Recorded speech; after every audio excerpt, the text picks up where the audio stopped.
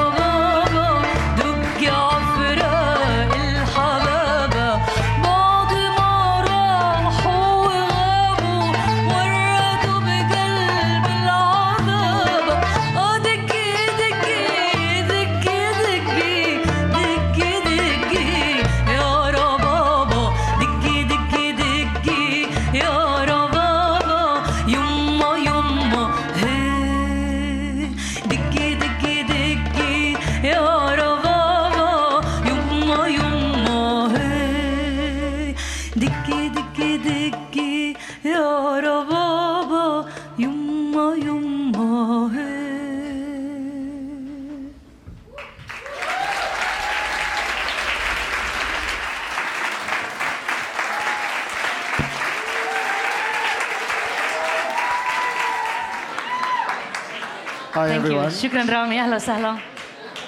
My name is Rami Abu Khalil. I'm with Afikra. We are the media sponsor for Habibi Fest. Afikra is a global organization that started right here in New York, actually, in 2014. And we aim to promote thought and curiosity, specifically on the diversity and richness of the Arab world's cultures and histories. Since we started here in New York, we have grown to more than 30 cities worldwide. And we have a very robust presence online. So I really encourage you to look at our podcasts, YouTube videos for more content on the Arab world. I always say it's an amazing way to sort of put your finger on the pulse of what's happening culturally in the Arab world. So you can see interviews with artists, photographers, chefs, and of course, amazing musicians. And so you can check us out at afikra.com, afikra.com.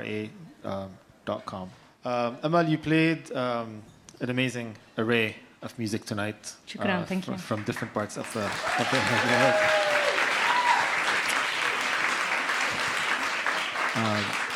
One song that I'm really curious to know more about is Dola. I don't know that song, and I thought it was just so cheeky.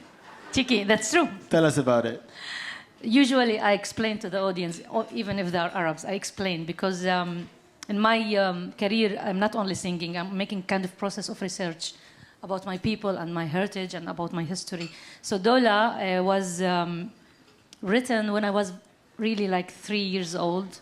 And I grew up seeing the weddings in my neighborhood that the singer in the wedding sing political song, but in a cheeky or funny lyrics, like how we say, like comedian. Mm-hmm. Like satire a little bit? Satire, yeah. Mm-hmm. And then I also started to sing this song, and it was very famous, and then the song disappeared.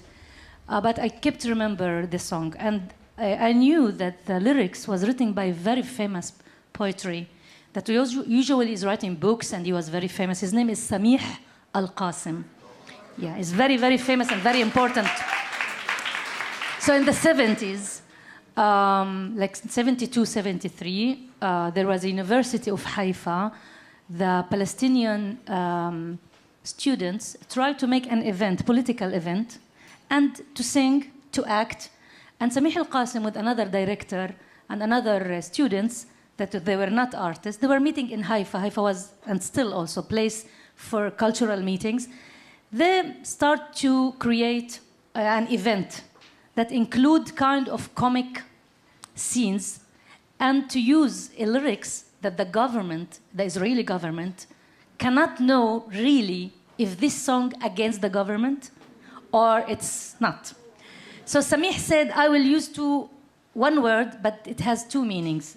Dola is a state in Arabic, and it's a hadola. Those. In the Egyptian slang, dola, dola, dola. And he said, I want it in a rhythm that a ballet dance can dance it.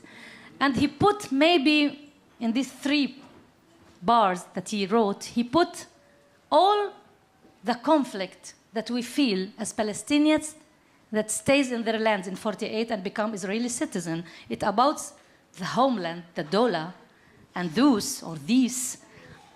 It talks about how to make the balance between the state and between homeland.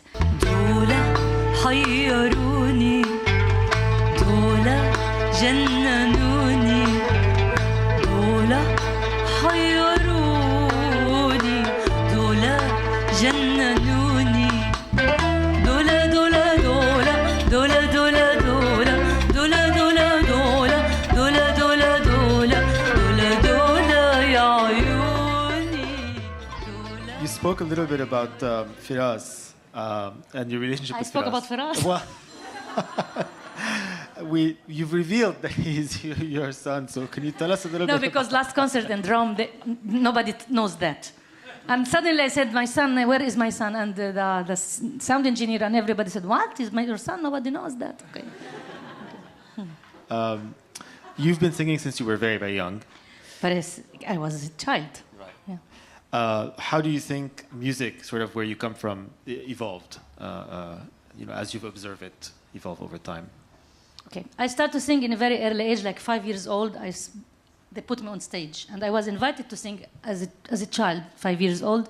And I started to sing traditional Palestinian songs and also political songs, protest songs, because most of the events that I took part was really protest and political events. Land Day, 1st of May, Women's Day, demonstration, and also I sang in weddings. As a child, people start to call my family and said, we want this child to sing. So I sang of Kaltoum and Asmahan, but I had always a dream, and I wrote this dream. I want my original songs, and I want to have records and to take part in festivals. I write it, and I have it as a documentary in one interview when I was like 9 years old. And then I went to festivals, and I achieved some goals as a child. And I knew all the time that I'm going to be a singer. But I was a pioneer, really pioneer. It's the scene after 48.